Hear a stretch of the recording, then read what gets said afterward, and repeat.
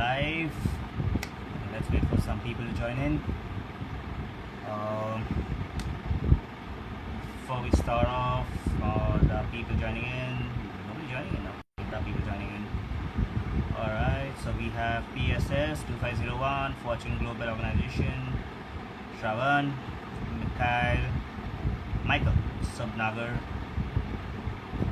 Alright, perfect. So now that people are joining in, hi and welcome to yet another session of In the Spotlight. My name is Rohit.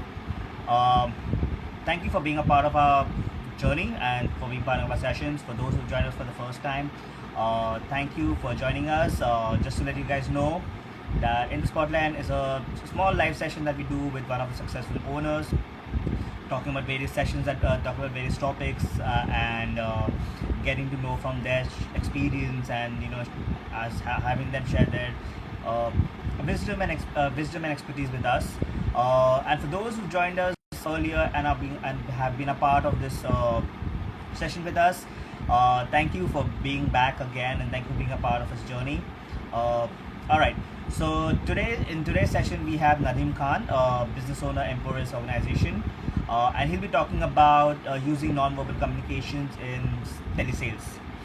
All right. So now, before we get into that, thank you once again. I hope you guys are doing well. Hope you guys are safe and are healthy. Please do take care of yourselves, and I hope you guys are doing really great in what you guys do. All right, so let's see now if we have Nadeem with us, so we can invite him. Yes, we have Nadeem.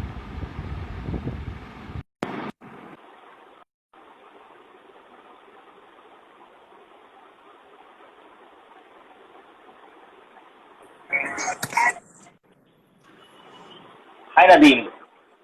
Hi, how are you? I don't know. I just Hi, how are you? How are you doing? Can you hear me?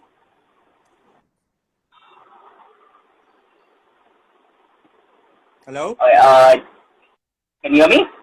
Yes, I can hear you. Can you hear me? Yeah, I can. A little bit of disturbance in the network, but I think it'll get better. Um, I think. Yeah. all right. All right. Thank you for joining us. Thank you for being part of this evening with us. I hope you're doing well and things are great with you on your side, and hope your people are safe and healthy. Absolutely, man. Absolutely. Thank you so much for having me. It's very exciting to be live for the first time on the QASPL channel, and I see you're doing a great job with the whole Thank you QASPL so much. social media. And I really want to give you a lot of credits with what you are doing with the whole creative side and the social media side. In my 10 years of association with QAS, I have seen a lot of work, but the kind of work you put in is outstanding to see, and I really love what you've done with the Focus magazine and what you're doing everywhere. It's nice. So thank you for Thank you having me. so much. Thank you so much. That means a lot, man. That really means a lot. Sure. All So right. you want So, let me know when I'm good to start whenever you want all to. right, perfect. So let me just tell everybody once again, thank you for joining us, and thank you for being part of this. And now that Nadeem is here, I'll let Nadeem take over. Nadeem, it's all yours now. Thank you so much. So, hi everybody. I hope everybody, everywhere, wherever you guys are, in whichever cities of the country, and whoever's come up on this live Instagram live, I hope all of you guys are absolutely doing well. You guys are all safe and sound. Everyone's in good health. So that's the first thing, because right now, I think across the country, we all are, we all are working towards, we all are going through a very challenging situation, and we've come through that in a very big way in all our businesses across the country, where now we've adapted to quite a few things, and I'm just going to talk a little bit about that also while I'm talking about what my topic is. So I hope everyone's doing well. For I think Rohit's given an introduction. My name's Nadeem Khan, and I run a business by the name of Emporis Organization. And now we earlier, how as a business we were into direct sales, and we were into direct sales and marketing, and now we've adapted to a new form of business, which is telemarketing, and we've scaled that over the last 2 to 3 months. So I think the positive thing which has happened to us during this whole, COVID thing was we never knew that it would actually give us an opportunity to go out and build a new business. And it's been a lot of learning over the last 1 or 2 months with learning tele sales and marketing, or whether be learning what are different systems and strategies which can actually be used in building a tele sales and marketing business. Because when you are so used to seeing people in front of you and talking to them, and when you're in a different way of marketing altogether, and then when you get into something different, but adapting to change is not something which everyone can. And I'm really grateful and thankful that initially, when I was at a very early stage of my career, and you know what, Rohit, I learned this one skill, and that was effective communications. And it feels great to talk about that today, is because a lot of people don't actually give this a lot of importance. But if you look at any industry, any profession, any field across the world today, cannot survive without communications, right? Like when we are on a platform which is social, and even when we are on a platform which is digital media, you got to be very good at connecting with your audience and delivering the message. Correct. For me, what I really think is communication skills required everywhere, right? If I am a student, I'm just out of college, the first thing I want to become good at is effectively communicating. Whether be me going for an interview somewhere, whether be me trying to have my own startup and pitch my idea to somebody, whether be whatever profession I am going to be in, I'm always going to need communication skills, right? And everyone agrees to that, and everyone needs to understand that how important it is for me to be an effective communicator. And whether you are talking to people face to face, whether you're talking to people on calls, whether you're talking to people, whether you're talking to people like this on an Instagram live, or on social media, whether you're talking to people in any forms of communication, you have to tell yourself that I need to always go out and become an effective communicator. Because usually, when you look at communications, people look at communication skills as, yeah, I know how to speak a language, but it's not just that. It's a lot more beyond than me just knowing. Like, I have, over the last 8-9 years of me interviewing people, I have seen a lot of people speak really well, but I have seen very few people who can actually communicate very, very well. So usually people, they look at it and go, because I know how to speak, I think I'm an effective communicator, right? And the same thing goes even when we talk about digital media and social media. Because I have a channel, I'm going to attract audience, or because I'm going to have a good creative, I might just have everything. So I've actually broken this down, and I've broken this down, and I've understood that what makes you an effective communicator when you're doing any form of communication. And I know it's about telesales, telemarketing, but I think this implies in everywhere, in every form of advertising, in every form of marketing. I think these things do apply. Let's look at this, and I'm going to put it in 3 points. The first and the most important is your content, right? You would agree to this fact that if I have great content, I'm always going to get the right attention. If I don't have, though it is the least important, right? But it is important. It's as I read this somewhere in a survey, where the content you deliver, if it's not really, really good, you never actually, and it's maybe 10% of your advertising and marketing. But you got to be prepared with your content. You got to know what you're going to talk. You're going to know what you want to deliver. You got to understand that with the content I'm going to deliver, what's the response I'm going to get. Because if I am, let's say for an example, I am talking to people about an air conditioner in the North Pole of the world, then it makes no sense. Do you understand what I'm trying to say? So I totally believe in the fact that you cannot have communications when you're not prepared, you cannot have effective communications when you're not really prepared with what you're going to talk about. So your content plays a very, very important role, whether it be social media, whether it be giving a pitch on the call, and whether it be talking to a customer, whether it be running a training session or an impact with somebody, right? You have to prepare. Like now with my experience, I can obviously, jump up anywhere, talk about things, deliver things, and but I still love the fact when I enter a conversation more prepared. I can have an ad hoc conversation about a lot of things, but I'm going to be more effective when I'm going to be prepared with the content of what I'm going to talk about. So that's pretty much 10% of my communications, right? Now, the next thing is how do you deliver the content? And in that delivery comes a couple of things. One is your tonality and your tone of voice. And the other aspect which comes in it is your body language. Is how am I going to deliver that content? So now when you look at tonality, there is further bifurcations in that. It's the speed or the pace with which you talk. It's the intonations. It's the emphasis on words. It's the it's basically the volume with which you talk. It has a lot of components. So when I'm actually communicating with a person and I am not, let's say for an example, I'm not emphasizing on the right word, I can convey a totally different message. Like, for an instant, let's look at, if I want to say, I'm just going to take Rohit's example because Rohit is on the call. I say a sentence and I go, Rohit stole my car, right? So it's just a statement, but I say, Rohit stole my car. So, the message conveyed is nobody else.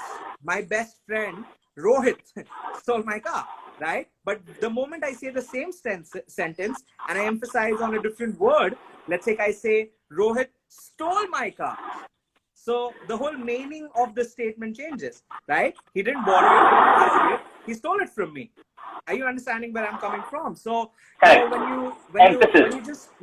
you just emphasize on a different word, it changes. Like I can, we say this thing that बहुत लंबा जिएगा in Hindi, and you can say the same thing, ये इंसान जल्दी नहीं मरेगा. So it's a completely different meaning which goes out with what you talk, and with things like that.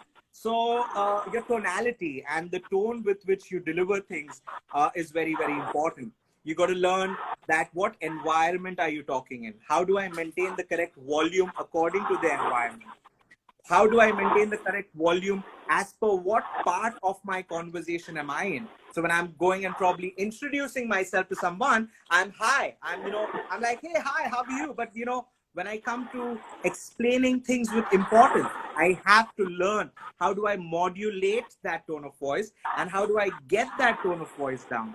Because till the time I don't get it down, until the time I don't get it to that level where people can actually understand, now the person is talking something important. Now I need to pay attention.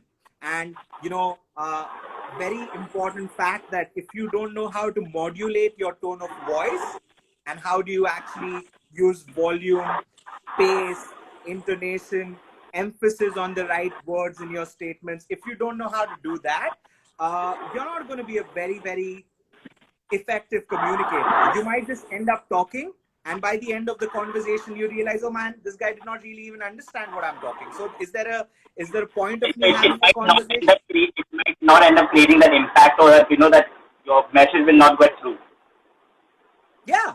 So it can go absolutely in the air. It's like I spoke for hours and hours and hours, and people are like, what are you talking about? I still remember back when I was in school, we all had these professors who were very interesting. But if you look at, it was never the subject. It was the way these professors actually delivered it to us. I remember this school teacher of mine, her name was, Brenda Miss, and I never forget her, is because she used to teach science, and she was science 1, and then I had another professor for science 2. So she used to come and she used to be like, hi, and her hi used to just enlighten us. And sometimes there were professors who would come into our class and go, okay boys, open page number so and so. So you have a completely different impact. And I ended up falling in love with all those subjects which I had great professors to, and those great professors were not really maybe good at only the subject, but they were good at conveying the message to the students, right? They were good at, having the right tone of voice while explaining it to us. So you look at sales, you look at training as a business, you look at social media as a business, you look at any business, right? If you don't know how to deliver the right content with the right tonality, you can't really get an engaging audience. Do you understand what I'm trying to say? So I want to be very, very good. And, there are n number of videos you can watch. There are n number of people you can refer to. There are a lot of people who talk about public speaking. There are people who talk about quite a few things. And I believe everybody, if you look at our Prime Minister, Mr. Modi, is an effective communicator. But if you look at his tonality, his introduction is very exciting. His introduction starts on a high. His introduction is Mitro. So that in itself is a high pitch. And then when he comes down and he's conveying the message, every word is emphasized on. Every sentence is delivered with an impact. So, and that's why he's, I think, one of the most successful prime ministers. And a lot of people talk about why is he very good in advertising and marketing himself. I would give him complete credits because he's got a great tone of voice. He's unlike a lot of other people. So that's pretty much about tone of voice.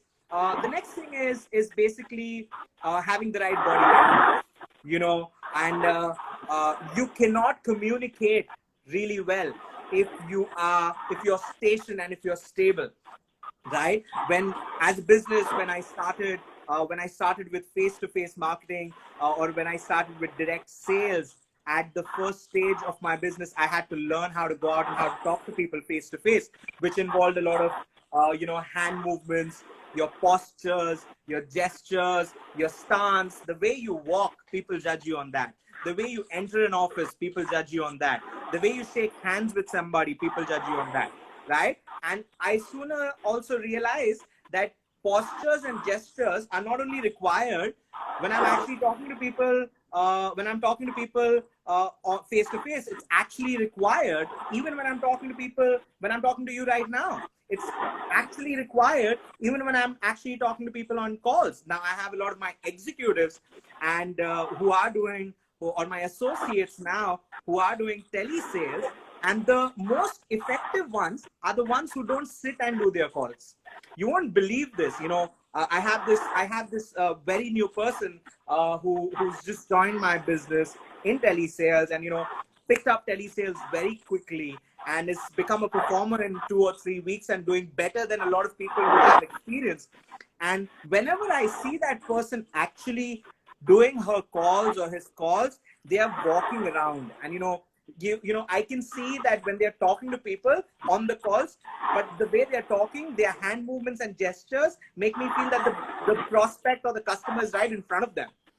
Do you understand that? So they become very, very good. I see, when they're saying something, let's say for an example, if I want to go and I want to close a person and I want to ask him, sir, I'm sure you'd love to be something like that. I see their hands and they go, I'm sure you'd actually do that. So it plays such a very important role in the way you're communicating, because then your hands are moving. You can actually imagine that the person is right in front of you. You can actually imagine that the person, you cannot really see him, but they're in front of you. I can actually imagine that, I don't know how many people on the call right now, but I can actually imagine they can see, and they will understand it more when I have the right way of putting it across to them.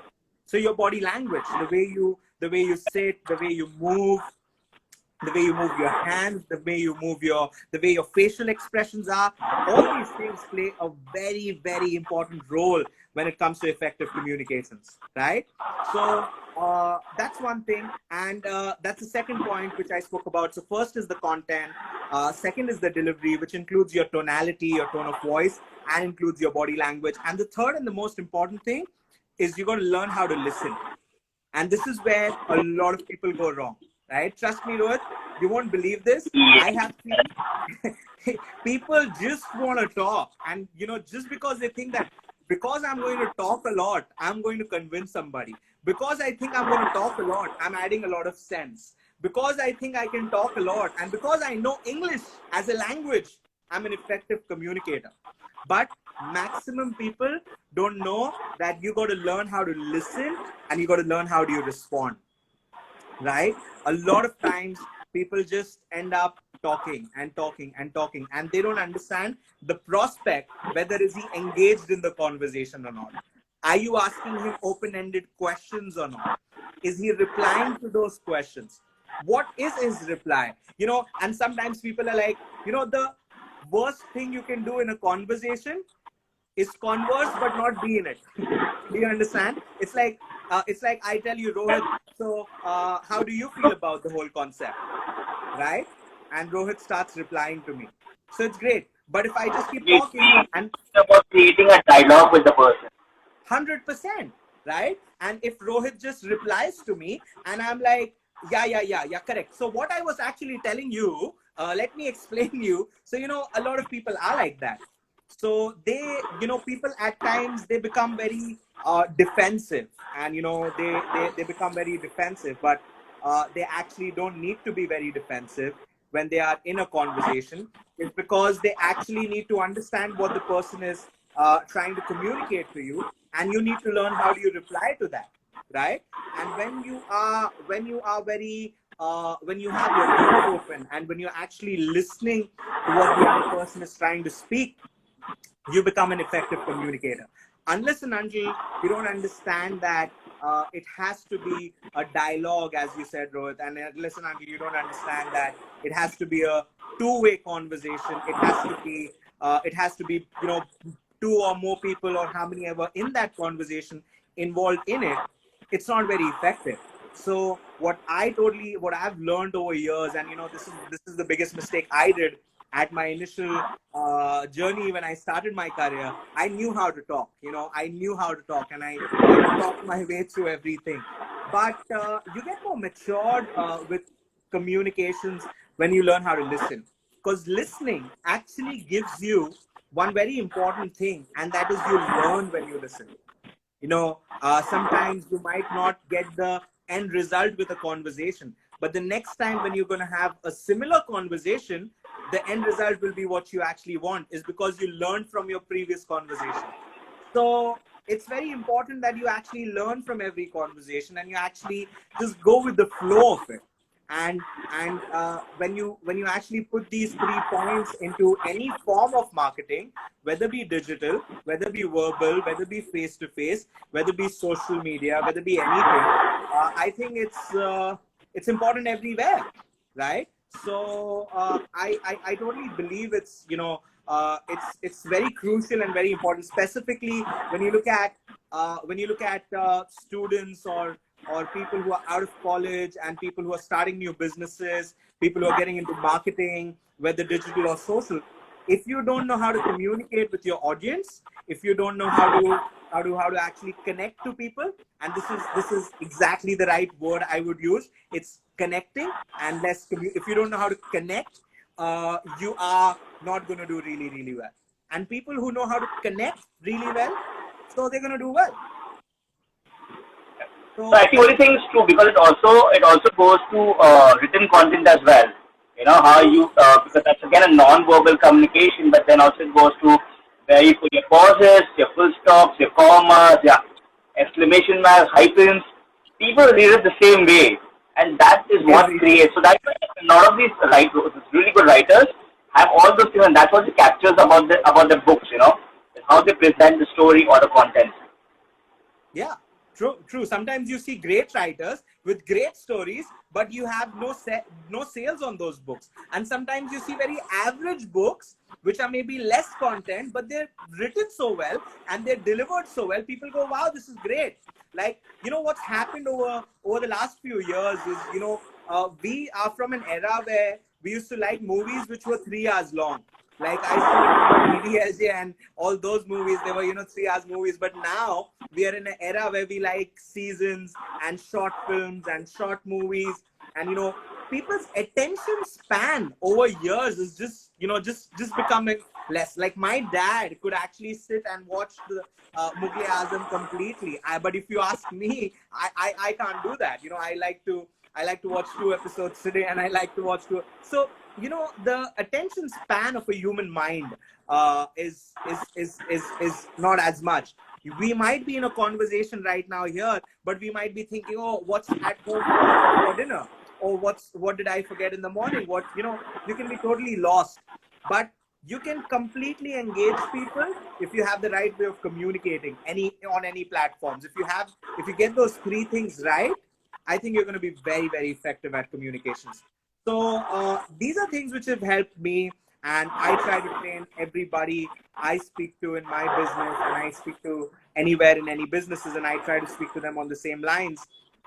And I've seen people following it and get great results out of it. I've seen people, absolutely change and mature. I've seen people become good at sales. I've seen people become good at training. I've seen people become good at, recruiting. I've seen people becoming good at interviews. I've seen people good at public speaking and leadership. And all of them have one thing in common. They just are very effective communicators. They know their content, they know their tone of voice, they know their body language, they know their responses. So they're very, very good with that. If you look at motivators across the world, when I have different mentors I follow, NLP trainers and so many other platforms, they all are just effective communicators. They have their neuro-linguistic programming course where they know what's supposed to be said when, and they know what's supposed to be said how. That makes them very, very good at what they do.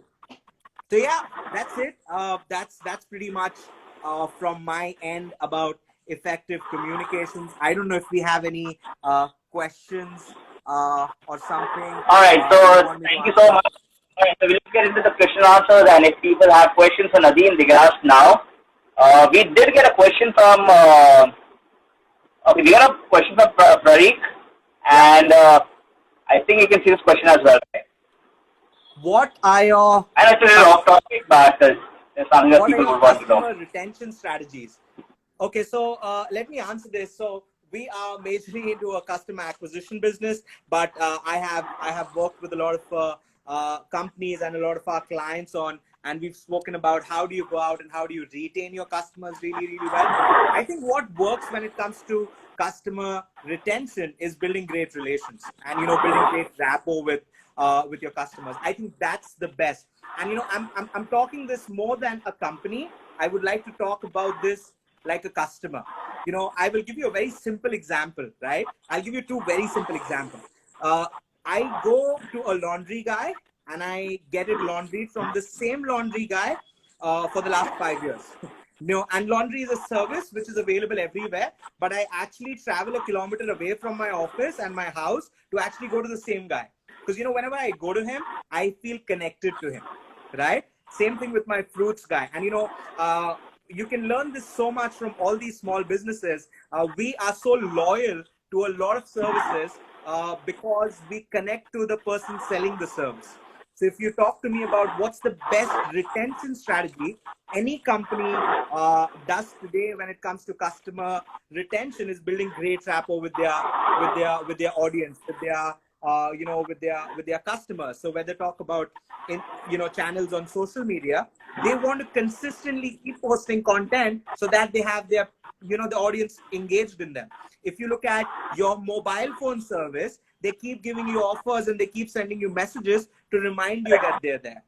I have a lot of my service providers, they call me and go, hey, what's up? How are you? You won't even believe this. My salon guy calls me if I don't turn up 1 month. Do you understand? He's like, what's happening? Are your hair not growing anymore? Or what's wrong with you? So, and sometimes he just calls me and tells me, hey, what's up? How's life? Like when I was in COVID and I was in a lockdown, my hairdresser calls me and goes, and they're one of the biggest chains of salons back in the north, and they call me and go, what's happening? How's life? And I hope you guys are safe. And the other day, I had my solution, my eyewear contact lenses. So the guy who supplies me that calls me and goes, sir, I hope your family is safe during the lockdown. And I'm like, are you serious? You sell me lens solutions and you're asking me is my family safe? But I understood that whenever I'm going to need solution, I'm only taking it from this guy.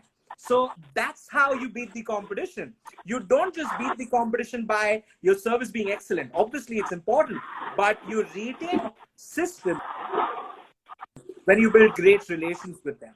When you build great rapport with them, when you consistently provide them the services they're looking for, when you consistently solve their queries, and that rapport gets you to a lot of other things also, gets you answer them, understand their psyche, understand what they're thinking. So yeah, I think that would be the best thing. I see another question Right. come up. Sir, how to handle customer objections and how to handle negative ones? I have Prasanna Reddy who's asked that Prasanna question. Reddy. Yes. So, this is the most commonly asked question I think I come across when it comes to sales. And, I learned this from my mentor and the person who runs QASPL. The first thing before you actually, which is Mr. Tony Fernandez, and, he taught me that you're going to learn how to fall in love with the word called as no, right? And the moment you learn how to fall in love with no's and negatives and objections, you learn how to handle them really, really well. So let me just put a little bit light in that.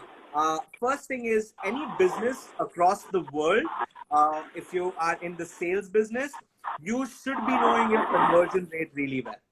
The conversion rate, mostly in the service industry, is, let's say, if I have 100 people I approach, 10 are going to be prospects, and eventually I'm going to close 2 to 3. So my conversion rate is 100 to 10 and 10 to 3. So it's only 3% of actually the number of people I'm reaching out to. When I'm posting out an ad on social media today, and I set an Instagram ad or a Facebook ad, I know if I'm going to send it out to 10,000 people, I know I'm going to get 50 people to buy from there, right? I'm not going to feel bad about the 9,950 people who did not buy from me, right? So I need to first have my mentality right, and I need to understand this, that not everybody is going to buy every service.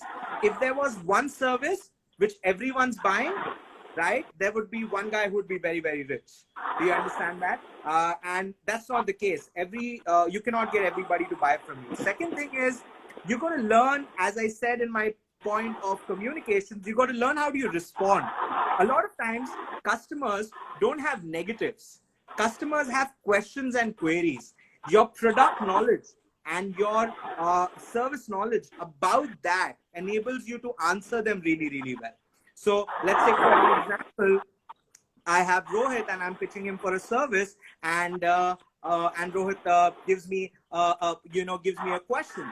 So he puts me a question about, so what is your take on it, or what is your thing? Some people usually get very offended, and they just try to react to a question like that.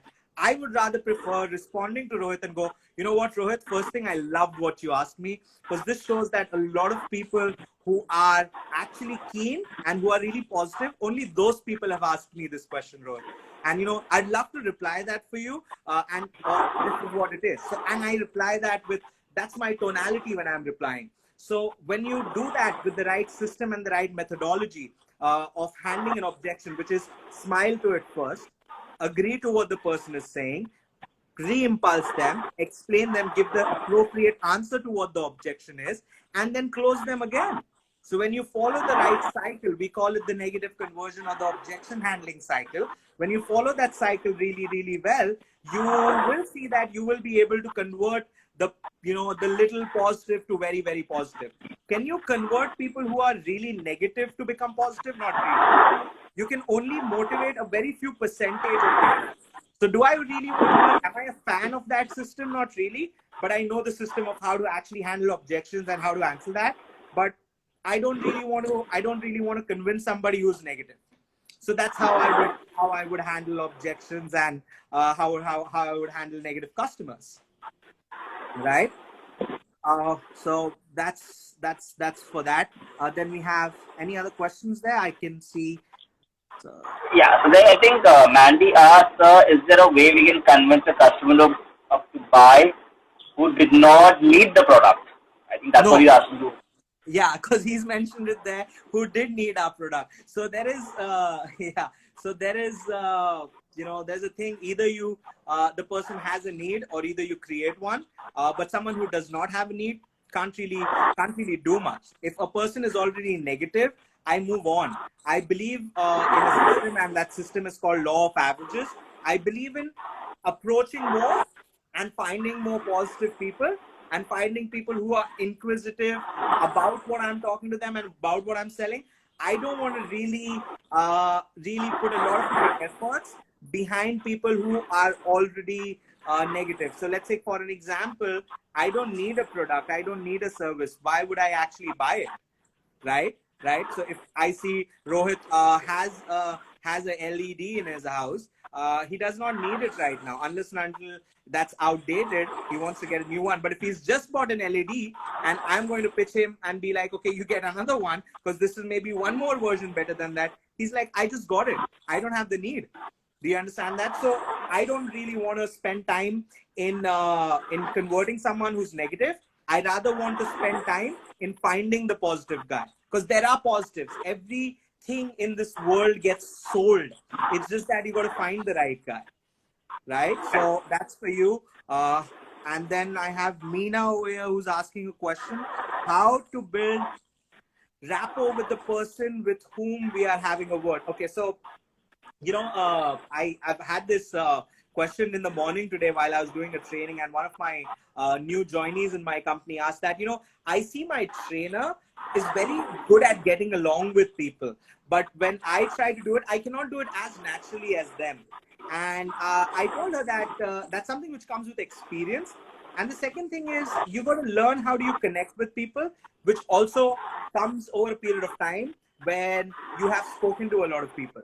Right? Now, how do I build rapport? Is ask questions by which you can seek knowledge or get something out of it. Like, if I wanna build a rapport with Rohit, I want to ask him, so Rohit, you've had a lot of experience in social media. So, can you tell me a little bit about what you do and how do you do things? And, I love the way you do your creatives, Rohit. So what is it that you do? So I want two things. I want the person to talk about something which is his interest.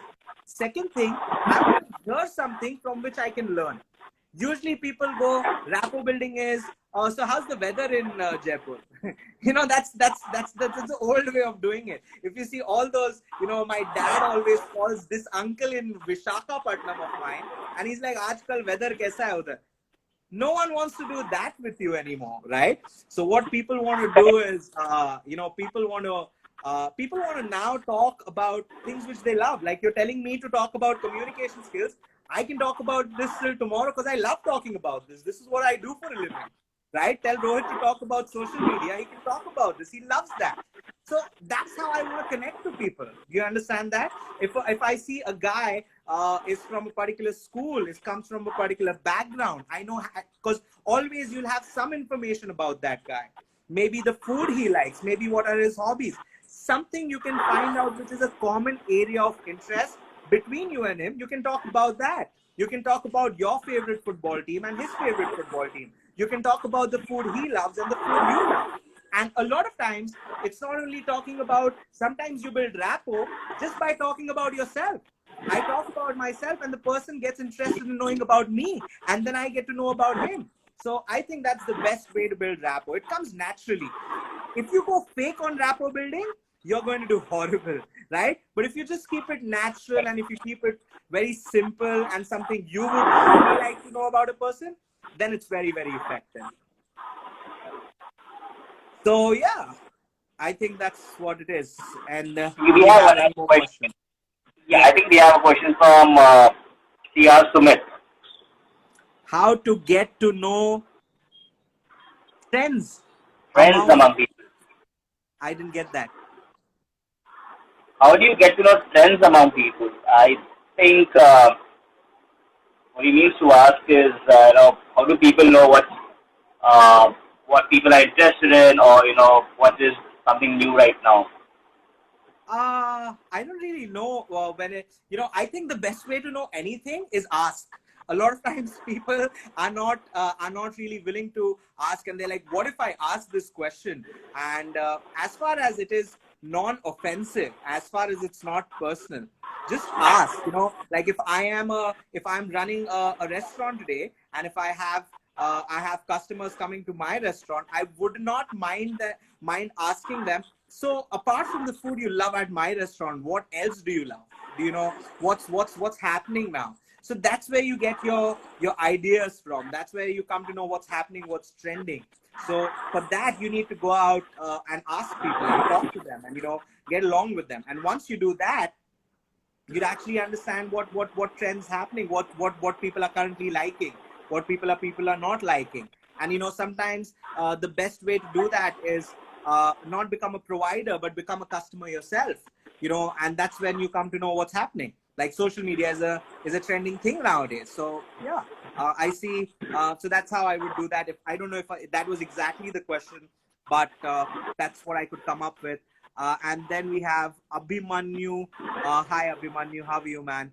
He was someone who worked with me. He's put a question that, hi, Nadeem, it's really great to see you. How to deliver product knowledge through virtual meetings? Okay, so, you got to, I don't know if Abhimanyu, you were there in the whole live session.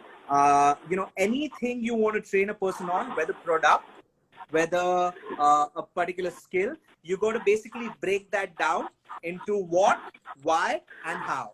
So let's look at it and go, if I want to talk to somebody about my product, I want to talk about what, that's the features, benefits. I want to talk about why, what's the necessity, what's the requirement, and I want to talk about the how aspect of it. How aspect is, how is it useful? So, whenever we used to break down our presentations, we used to follow theories, and we used to follow theories like FBPDO. We used to talk about features, benefits, pricing, discounts, and offers. So this is the best way when you want to train somebody on the product. You want to talk to them about the features of it. You're going to talk to them about the benefits of it. You want to talk to them about pricing. You got to talk to them about the discounts and the offers, and how do you actually put it across, and how do you deliver that? That comes more to your pitch and your interactions. But I think that's how I would go about delivering product knowledge through virtual meetings. And nowadays most of the companies, because of COVID in the country, they want to use virtual meetings. They want to use virtual platforms like Zoom, and there are so many other ways. And the best thing now is you can record videos and you can create it. So let's say if I have a product where the specifications are not really changing and it's the same, you can always record it and you can make great creative videos, and you can use that for every product training you want to do. So that's how I would do that. Then I think you have a question from Ishan, yeah, who says, what are your retargeting strategies? Retargeting strategies. So Yeah. we work massively on something called referencing. I don't know if that's actually, so when you talk about retargeting, sometimes it can be the same audience, or sometimes it can be creating more audience from your existing audience. So now what I mean by that is, let's say if I have sold Rohit a particular service, right? I want to find if there is scope of selling him more, right? And I want to find that if I can, through Rohit, get more customers and more consumers. So let's say for an example, I'm sure Rohit, if you open your contact list right now on your phone, you would have how many contacts? Maybe 1,000 plus? Correct. Right? So when I want to retarget Rohit, I don't only want to retarget you with the intention and go, I want you to give me more business. I want you to help me create more value. I hope you understand that. And by that, how can I give Rohit more value? Do you understand? There's a huge business now when it comes to referrals. There's a huge business now when it comes to, going back to your same consumers, asking them more. I think what a lot of times companies go wrong in is they just want to go back and they want to ask for more through the same source. But you got to learn the way you retarget, how you can create more through that, and how you can give that person more value and help you target more audience. So I think that's the best way I would go about retargeting, right? All right. So we've got another question. We've got a question from Pooja again, who says, how do you know if a person is not willing to answer a question? If you don't know something, how do you decide which question to ask? Great. So I think for that, again, going back to the point which I spoke about, you got to listen, right? So how do I come to know if a person is not willing to answer a question? Is by the way the person responds. Now, if I'm face to face, it's a little easy to figure that out, is because, you know, the person will have a very not interested facial expression, a very not interested body language. It's like I asked a person and he goes, mm-hmm, uh-huh, blah. Mm-hmm. So that's someone who does not really want to reply. And, you know, or maybe I did not ask the question the right way. So you got to be very, very observant when you got to pay attention to the way the person is actually responding, to the way the person is actually replying. If I am responsive, right, if I'm very observant, you'll always see that you'll come to know what the person really wants to answer and what he, you know, what he does not want to answer. So that's the first part of your question. The second part is, if you don't know something, how to decide which question to ask. Okay, so first thing you got to know, first thing, when you're, as I said, that when you're entering a conversation, enter prepared. And my best trick of getting out of a blank conversation is talk something, you know, which you can basically get engaged on. You know, like me and Rohit are talking, and maybe I just want to ask Rohit, you got these books behind you, man. So what exactly are you? Are you an avid reader? What exactly? Yes, I am. So I'm reading a lot of fiction books. Okay, so just came to my There's a mind. I've lot been of observing them for some time now. So I just came up, and, you know, by I'm talking to this, then I come back with my rebuttal and go, so Rohit, I'm sure, you know, you'd be keen on getting on board with us. So, you know, this is apps. So that's how I come back, you know. So does it happen? Yes, it happens. And, you know, when you have experience, it does not. But when you're new and when you're just entering into communications, and when you're figuring it out, initially it does happen that at times you might just go blank and you might be like, what do I ask? So just be patient. Take some time, and, you know, maybe sometimes don't talk a lot, and maybe let the person give you the lead to the next question, right? So if I go blank, and, you know, so I would just ask Rohit, and I go, so Rohit, what do you think about it? You understand? And then Rohit gives me his opinion about it, and then I start replying to his opinion. So that's how I would come to my conclusion. You know, I just, let's say I go blank on this right now, and, you know, I don't know what to talk. So I'd be like, hey Rohit, so what do you think about the whole thing I spoke to you right now? All right, so we're going to get into the final two questions. So there's a question from Suhas, who says, how do you prescribe your goals in order and achieve them and bring exponential results? So yeah, this is How do you order your, I mean, how do you... Yeah, so this has a lot to do. This is not to do with communication. This is how do you, you know, decide goals, or how do you, you know, how do you align your goals, and how do you set personal. I mean, what do you think, how do you, like, schedule, or how you rank your goals, in which order, basically? So, you know, the best way to do this is you gotta break them down, and you gotta look at what type of goals. So usually every individual today has two types of goals. One is personal, and the other is professional. So I gotta make like, and go, okay, this is what I want to achieve personally, and this is what I want to achieve professionally. And when I said that, in that also I break it down into three parts. What is it that I want to achieve short term? What is it that I want to achieve maybe mid-term? And what is it that I want to achieve long term? So my short-term goals are usually what I want to achieve maybe in a month from now or 2 months from now. My mid-term goals are maybe what I want to achieve a year from now. And my long-term goals are what I want to achieve 2 years, 3 years, 4 years from now. So I need to learn how do I break that down, right? Once I know how do I break that down, how do I get the best out of it, is the way I have actually went and set those goals. Like if I set a goal and go, in the next 1 year, I want to buy a chopper. I know that's not realistic, right? But if I go, in the next 1 year, I want to upgrade my car one version and maybe go to, you know, a 5 series or whatever.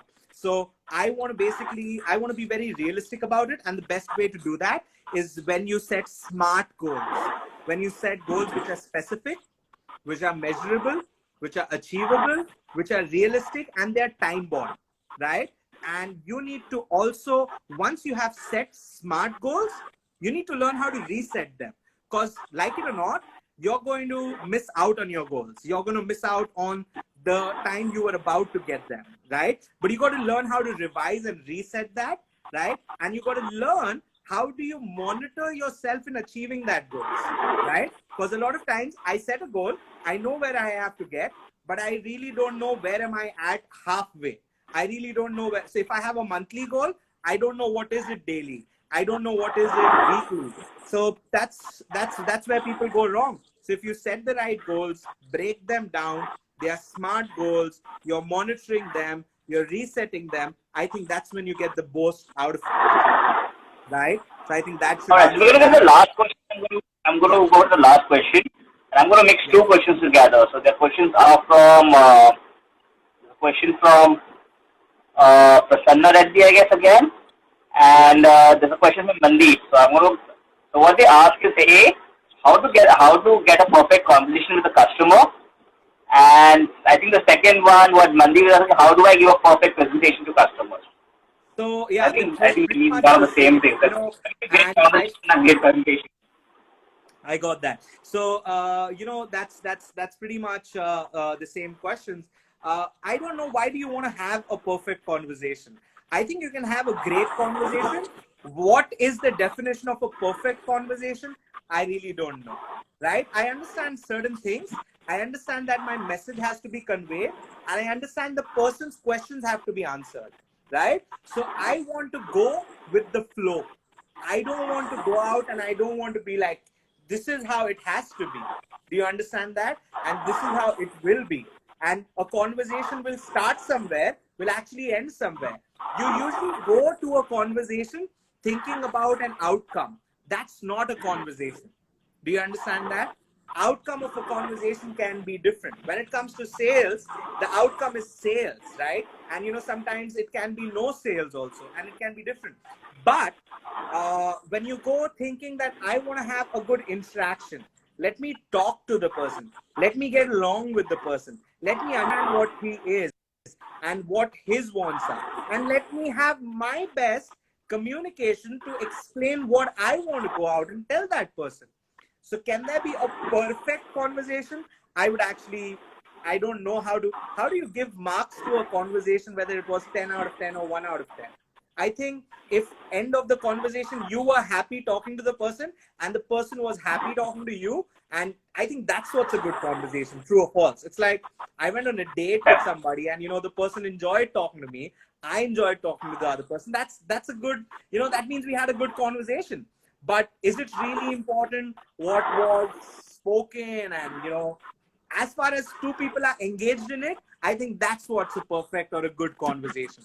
So you got to learn how do you engage. You got to learn how do you converse. It should not be, as Rohit said, it should not be a monologue. It should be a dialogue, where people are involved. So I think if you only focus on, you talking with the right tonality, you're delivering your content with the right body language, and you're genuine and you're honest and you're able to build that trust, you will see that people have a good conversation. So yeah, that's what I would do. Not focus on a lot on the outcome, because a lot of people judge their conversation by the outcome of it.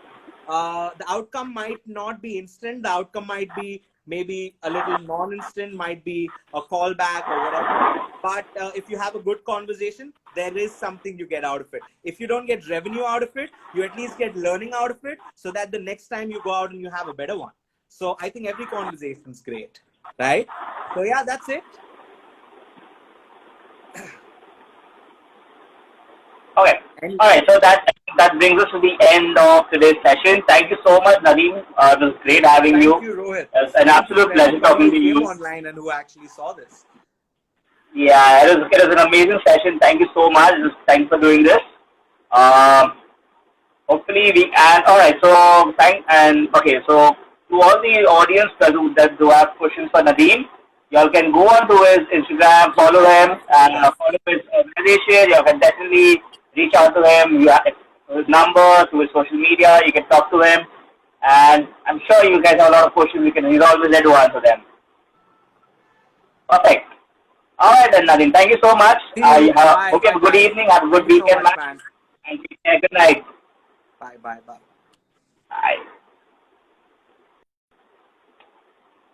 All right. Thank you so much, people. Thanks for being a part of this evening. Thank you so much for all the questions that you guys sent. I hope you had a great session. I hope you guys enjoyed this evening's session as well. We're sorry if we were not able to answer any of the questions.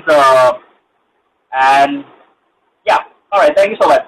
So next, so tune in next week. We'll have another great session. We'll have another great successful speaker on our Instagram live. Stay tuned to our channels. Please subscribe, follow if those who are not and here for the first time. Please join us next time as well. As you guys take care, have a good evening and have a good week ahead. Until next time, see you all. Bye bye. Take care and good night.